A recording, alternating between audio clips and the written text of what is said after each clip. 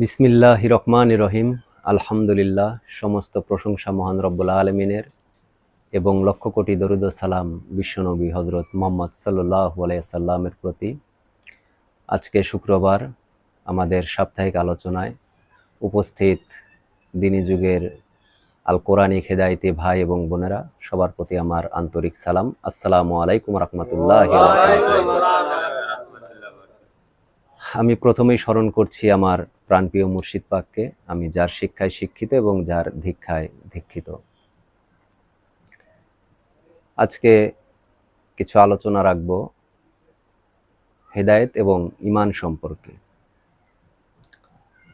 আমরা যারা আল কোরআনিক হেদায়েত গ্রহণকারী, তারা অবশ্যই এই হেদায়েত সম্পর্কে অবগত রয়েছি, কিভাবে সেই আল্লাহর তরফের হেদায়েত গ্রহণ করতে হয়, কিভাবে সেই আল্লাহ পাকের নূরের প্রতি ঈমান আনতে হয় এবং কিভাবে সেই ঈমানি নূরকে নিজের কর্ম, ইবাদত, সাধনা দ্বারা সেই নূরকে অর্জন করতে হয় বা নিজের করতে হয়। আমরা যারা ঈমান এনেছি এবং যারা ইতিপূর্বে ঈমান আনে নাই, অবশ্যই একজন ঈমানদার ব্যক্তি আর যারা ঈমান আনয়ন করে নাই, যারা কোরআনিক হেদায়েত গ্রহণ করে নাই, তাহারা রাত এবং দিন পার্থক্য হয়। যদিও তারাও মানুষ, আমরাও মানুষ, কিন্তু এই মানুষের ভেতরে অবশ্যই পার্থক্য রয়েছে যারা আল্লাহর তরফের হেদায়েত গ্রহণ করেছেন এবং যারা সেই হেদায়েত গ্রহণ করেন নাই। কারণ আল কোরআনের ভেতরে আল্লাহ তাআলা স্পষ্ট ভাষায় বলেছেন, যারা সেই আল্লাহর তরফের হেদায়েত গ্রহণ করে সেই হেদায়েত অনুসারে যে ব্যক্তি চলবে, তাদের কোনো ভয় নাই, তাদের কোনো চিন্তাও নাই।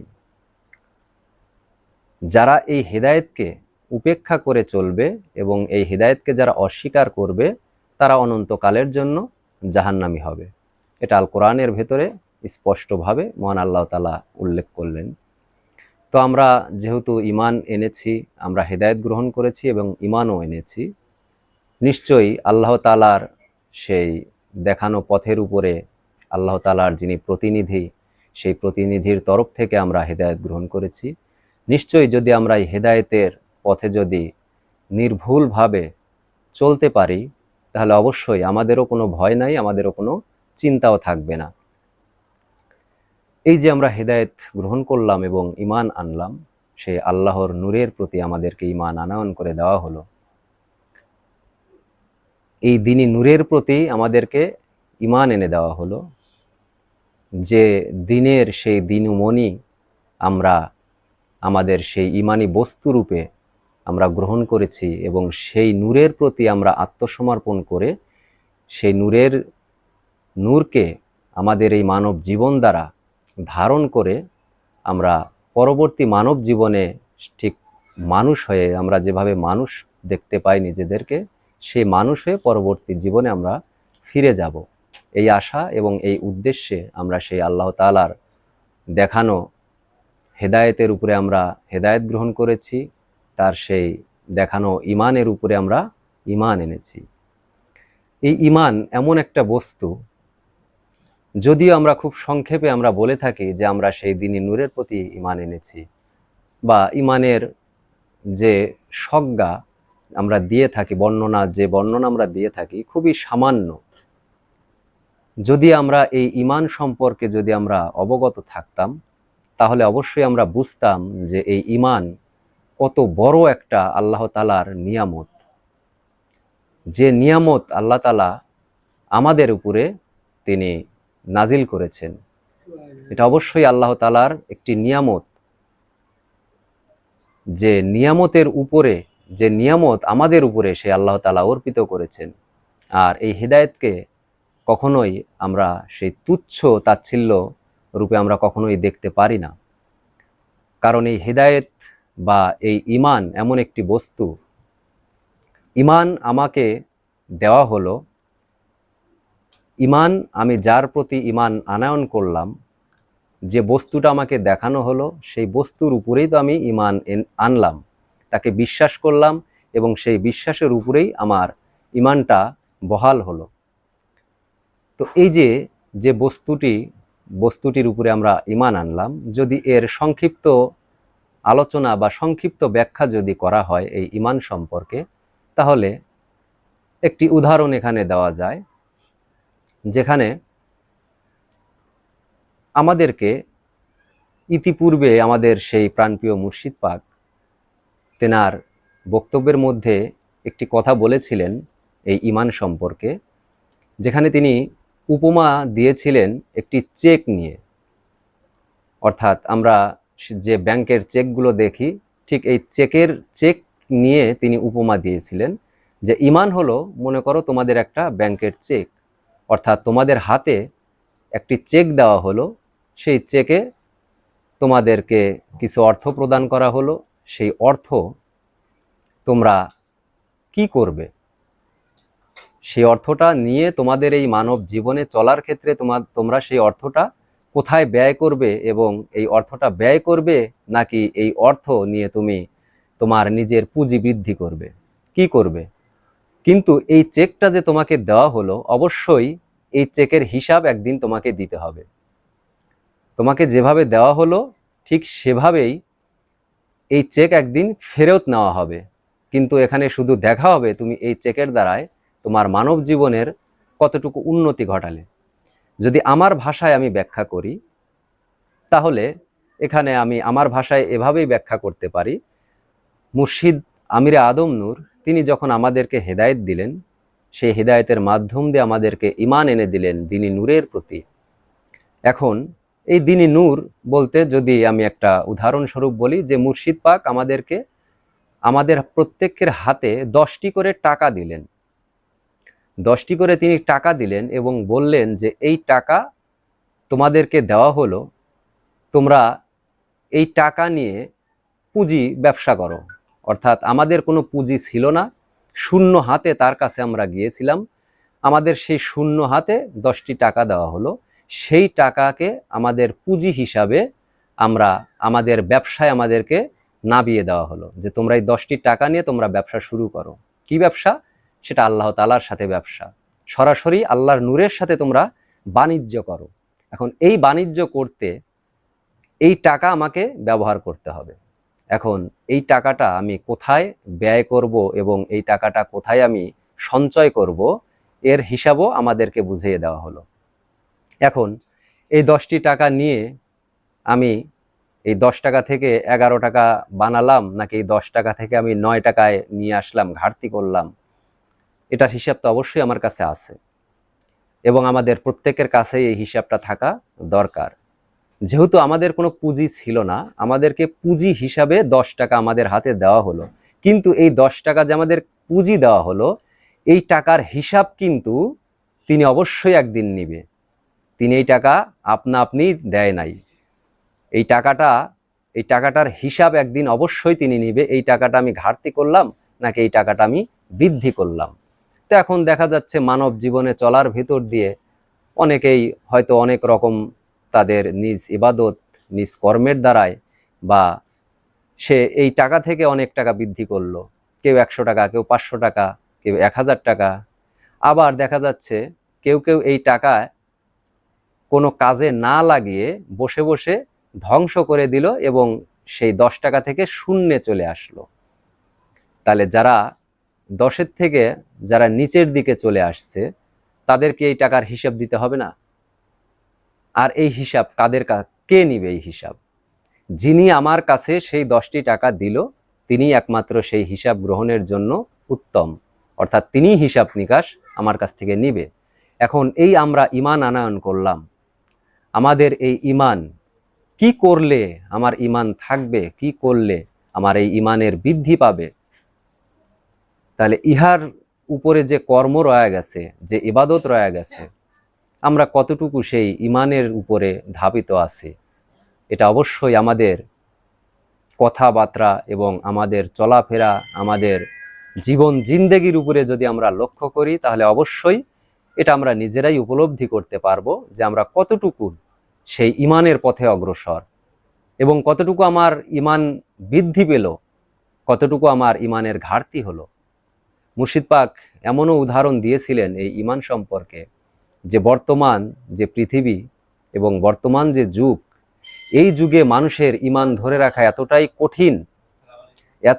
কঠিন, হাতে আগুন নিয়ে চলা খুব সহজ হবে, কিন্তু হাতে ঈমান নিয়ে চলা অত্যন্ত কঠিন। তোমরা ঈমান ধরে রাখতে পারবে না। খুবই কঠিন এই পথ, এই ঈমান ধরে রাখা। তাহলে সবচাইতে বড় বিষয়টা কিন্তু আমাদের ঈমান। সর্বপ্রথম আমরা কিন্তু ঈমান এনেছিলাম সেই মুর্শিদের উপরে, কারণ মুর্শিদের কথাকেই আমরা বিশ্বাস করেছিলাম, মুর্শিদের সেই দেখানো পথকেই আমরা সর্বপ্রথম বিশ্বাসে এনেছি। তাকে আমরা যখন, তার প্রতি যখন ঈমান আনলাম, তখনই তিনি যে সেই আল্লাহর প্রতিনিধি, আল্লাহর তরফের প্রতিনিধি, এটা তো আমাদেরকে অবশ্যই প্রথমে বিশ্বাস করতে হয়েছে। যদি বিশ্বাস তাকে নাই করতাম, তার প্রতি যদি ঈমান না আনতাম, তাহলে সে কখনোই আমাদেরকে আল্লাহর তরফের হেদায়েতও দিতেন না, আমাদেরকে ঈমানও আনায়ন করে দিতেন না। তাহলে এই যে প্রথমেই তার প্রতি আমরা বিশ্বাস স্থাপন করেছিলাম, কিন্তু আজকে অনেকেই হয়তো এই বিশ্বাসের উপরে অনেকের ঘাটতি চলে আসছে, এই ঈমান থেকে অনেকেই বিচ্যুত হয়ে গেছে। তাদের কথার ভেতর দিয়েই সেটা উপলব্ধি করা যায়। মুর্শিদের প্রতি আঙুল তুলেও তারা অনেকেই কথা বলছেন, মুর্শিদকে অবজ্ঞা করে, মুর্শিদের বাক্যকে তারা অস্বীকার করে নিজেদের মন গড়া ভাবে তারা উপস্থাপনা করছেন এবং ব্যাখ্যা করছেন। এটা অবশ্যই তাদের ঈমানের ঘাটতি, তারা ঈমান ধরে রাখতে ব্যর্থ হয়েছে। ঈমান যদি কেউ এনে থাকে, তাহলে অবশ্যই তার ঈমানের পরীক্ষা আছে, ঈমানের পরীক্ষা তার অবশ্যই রয়ে গেছে। সেই পরীক্ষায় আমি আজ পর্যন্ত দিলাম কি দিলাম না, সেই পরীক্ষায় আমি উত্তীর্ণ হলাম কি হলাম না, ইহাও তো আমাদের কোনো কাছে কোনো খোঁজ খবর নাই। আমরা নিজেরাও এর কোনো খোঁজ খবর নেই না যে আমি আমার সেই ঈমানের প্রতি কতটুকু মজবুত রয়েছি এবং কতটুকু দুর্বল হয়েছি, এ নিয়ে আমরা চিন্তা কি আদৌ করি? আমরা শুধু মুখে বলি আমরা ঈমান এনেছি, কিন্তু এই ঈমানি বস্তুটাকে ধরে রাখা যে কতটা কঠিন, আমার কাছে সেই ঈমানি বস্তু আছে কি নাই, ইহাও আমরা কেউ জানি না এবং বুঝি না।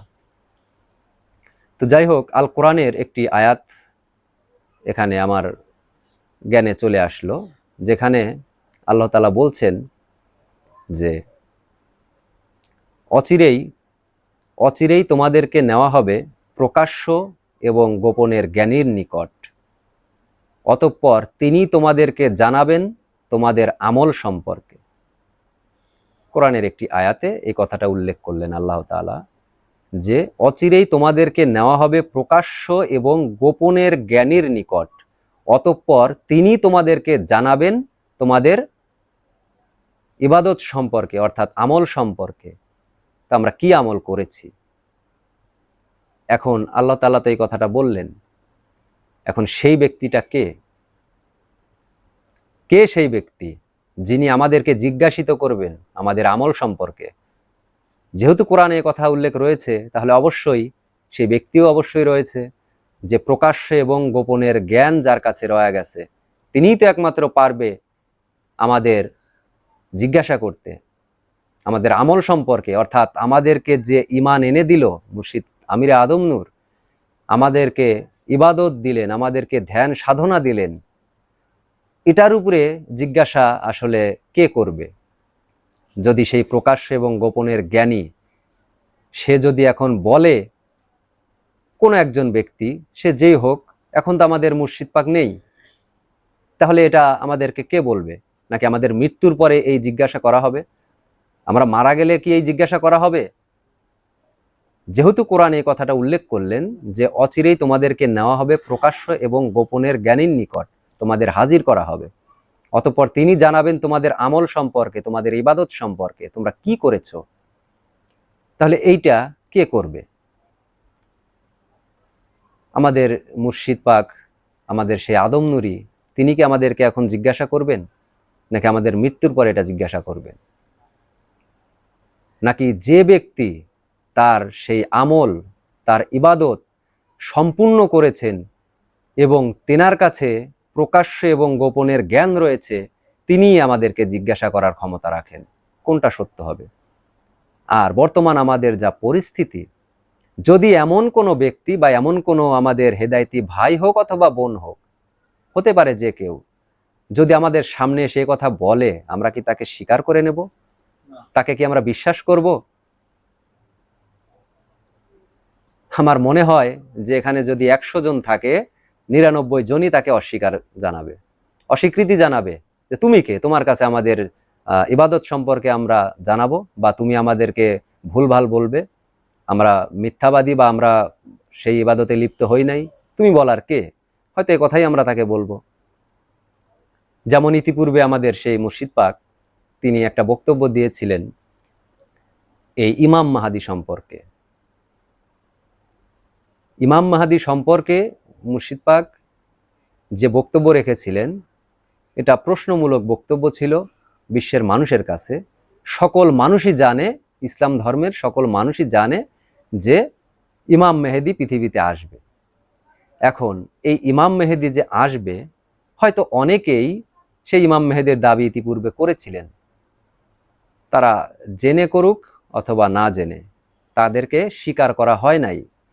আবার আমাদের যিনি মুর্শিদ পাক, তিনি এর সত্য হাকিকত যেভাবে তিনি বর্ণনা করলেন, ইমাম শব্দের অর্থ একজন নেতা।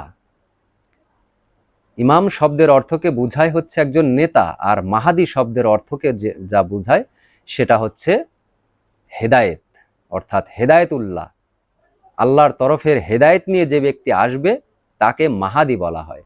তো এই নিয়ে মুর্শিদ পাক প্রশ্ন করেছিলেন যে ইমাম মেহেদি যে পৃথিবীতে আসবে, এই ইমাম মেহেদি নাম নিয়ে পৃথিবীতে কোনো একজন মানুষ আসবে, নাকি এই ইমাম মাহাদিটা কি? ইমাম মেহেদি নামেই কেউ একজন আসবে, নাকি এই ইমাম মেহেদি শব্দের অর্থটা কি? তো সেখানে আমাদের প্রাণপ্রিয় যিনি মুর্শিদ পাক, আদম নূর যিনি অর্জনকারী, সেই মুর্শিদ পাক এর সত্য হাকিকতি ব্যাখ্যা আমাদের সামনে উপস্থাপন করেছিলেন যে সেই ইমাম মেহেদি যার আশায় এই পৃথিবীর মানুষ বসে আছে, সেই ইমাম মেহেদি আমাদের সেই মুর্শিদ পাক নিজেই। কারণ তিনি একমাত্র সে আল্লাহর তরফের হেদায়েত নিয়ে পৃথিবীর মানুষের সামনে তিনি দণ্ডায়মান হয়েছিলেন। অথচ তাকে পৃথিবীর মানুষ গ্রহণ কি করেছেন? তাকেও কিন্তু গ্রহণ করেন নাই। আমাদের মতো হয়তো কিছু মূর্খ মানুষ আমরা তাকে স্বীকার করেছি। কিন্তু এই যে ইমাম মেহেদি, সারা পৃথিবীর মানব জাতি যে ব্যাখ্যা দিচ্ছেন, যে বর্ণনা দিচ্ছেন, অথচ এর সত্য হাকিকত তাদের কাছে নেই। মুর্শিদ পাক তিনি আমাদের সামনে সেই হাকিকত তুলে ধরলেন। যদি ইমাম মেহেদি বলতে কেউ পৃথিবীতে আসে, তাহলে একমাত্র আমিই সেই ইমাম মেহেদি, যা আল্লাহর তরফের হেদায়েত নিয়ে পৃথিবীতে দণ্ডায়মান হয়েছি। সমগ্র পৃথিবীর মানব জাতির যিনি আমি সেই মুক্তির দূত যাকে বলা হয়, কিন্তু এই পৃথিবীর মানুষ কিন্তু তাকে স্বীকার করে নাই, গ্রহণ করে নাই। অনেক বাহাসে তারা লিপ্ত হয়েছে।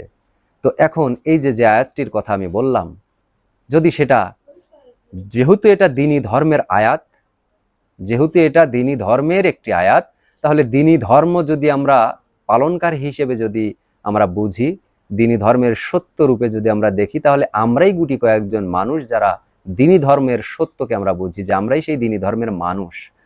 তাহলে অবশ্যই এ কথাটা আমাদেরকেই বলা হচ্ছে, এবং আমাদের ভেতর থেকেই কেউ একজন অবশ্যই এর সত্য ব্যাখ্যা নিয়ে উপস্থাপনা করবে। কিন্তু তাকে আমরা কিভাবে গ্রহণ করব? তাকেও কি আমরা অস্বীকার করব? আমরা যা আমল করি, যা ইবাদত আমাদের আছে, সেই ইবাদত করার ভিতর দিয়ে আমরা কোথায় পৌঁছানোর কথা, আর আমরা কোথায় রয়ে গেছি, এর প্রশ্ন জবাবদিহিতা অবশ্যই আমাদের করতে হবে। যেহেতু আমরা ঈমান এনেছি, তাহলে ঈমানদার ব্যক্তি সে পরীক্ষা কার কাছে দিবে? সেই ঈমানের পরীক্ষা সে কোথায় দিবে? যদি আমার কোনো ভাই, কোনো বোন যদি সেই ঈমান যদি সে মজবুত করে নিয়ে থাকে, ঈমানের সেই নূরকে যদি সে নিজের করে নিয়ে থাকে, অবশ্যই তার সেই ক্ষমতা থাকবে অপর একজন ভাই, অপর একজন বোনকে তার সত্য জানানো। যেমন আমাদেরকে সেই মুর্শিদ পাক এই যে ব্যাখ্যাটা আমি দিলাম, যে 10টি টাকা আমাদের হাতে দিয়েছিলেন, সেই টাকাটা আমি ক্ষয় করলাম নাকি সেই টাকাটার আমি বৃদ্ধি করলাম, এর হিসাবটা যেমন তার কাছে দিতে হবে, ঠিক তেমনি সেই টাকাটা যে ভাই বৃদ্ধি করেছে, 10 থেকে 10,000 টাকা বানিয়ে ফেলেছে, সে ব্যক্তি বা সেই ভাইটাও তো আমাদেরকে জিজ্ঞাসা করতেই পারে। তারও সেই ক্ষমতা থাকবে এটা মুর্শিদ তরফ থেকেই থাকবে। কারণ সে যখন এই টাকাটা বৃদ্ধি করে যখন নিজেকে উন্নত করেছে, আমরা কেন সেই টাকাটা ব্যয় করলাম সেই আমাদের অবুঝের কারণে, আমাদের অসচেতনার কারণে? তাহলে আমরা এটা বোঝার চেষ্টা করি। নিশ্চয়ই যে ব্যক্তি জ্ঞানী অবশ্যই তারা সঠিক জ্ঞান সংগ্রহ করবে, এবং জ্ঞানের নামে যারা আমরা মূর্খতার মধ্যে সামিল রয়েছি, অবশ্যই আমরা হিংসা নিন্দা নিয়েই কথা বলবো, হিংসা বিদ্বেষ নিয়েই আমরা চলবো। এটা দূর করা আসলে কারো পক্ষেই সম্ভব নয়। কারণ নিজ পবিত্র অন্তরকে যখন একজন মানুষ কুলসিত করে ফেলে, তখন তার ভেতর থেকে শুধু অপবিত্রতারই জন্ম হয়, পবিত্র বাণীর জন্ম হয় না। পবিত্র বাণী তার কর্ণ দ্বারা প্রবেশ করে না। ঈমান আনার পরে যারা সেই ঈমান থেকে দূরে সরে যায়, তাদের ভেতরটা কখনোই সেই ঈমানের সেই ঈমানের আলো দ্বারা আলোকিত হয় না। তার কল্ব নিশ্চিত রূপে অন্ধকারের মধ্যেই সামিল হয়ে যায়। তাই তাদের কর্ণ দ্বারা কখনোই তার কল্ব অবধি ঈমানি নূরের আলো পৌঁছাবে না। সত্য বাণী তারা কখনো গ্রহণ করবে না, সত্য তারা কখনো স্বীকার করবে না। এটা সেই অতীত থেকেই হয়ে আসছে, এখনো হবে, আগামী ভবিষ্যতেও এটা চলমান থাকবে। তাই নিশ্চয়ই আমরা যারা ঈমান এনেছি, আমাদের সেই ঈমানের দিকে আমরা লক্ষ্য করি। আমাদের ঈমানকে আমরা কতটুকু সচেতনার ভেতর দিয়ে আমাদের এই ঈমানি নূরকে আমরা কতটুকু জাগ্রত করতে পেরেছি, সেই ঈমান যে বস্তু, সেই বস্তুটার দিকে আমরা কতটা ধাবিত, আমরা নিজেদের দিকে আমরা লক্ষ্য করলে অবশ্যই এটা আমরা বুঝতে পারবো। ইনশাআল্লাহ আমাদের সকলের ভেতরে এই সত্য বুঝ জ্ঞান তৈরি হোক, এবং মহান আল্লাহ তাআলা আমাদের সাহায্য এবং সহযোগিতা করুক। সবাই বলি আমিন। এই বলে আমি আমার সংক্ষিপ্ত আলোচনা এখানেই সমাপ্ত করলাম। সুবহানাল্লাহ বিহামদিহি, সুবহানাল্লাহ আলিউল আযীম। সবার প্রতি আমার আন্তরিক সালাম। আসসালামু আলাইকুম ওয়া রাহমাতুল্লাহি ওয়া বারাকাতুহু।